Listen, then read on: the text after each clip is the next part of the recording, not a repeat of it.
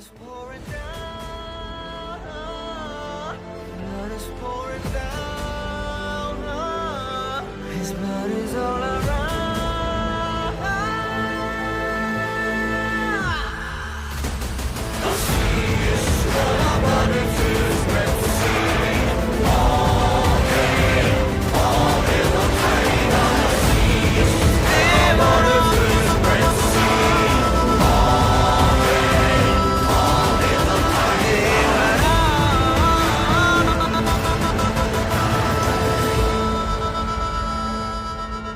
ఈ సముద్రం చేపల్ని కంటే కత్తుల్నే నెత్తుర్నే ఎక్కువ చూసి ఉండాలి.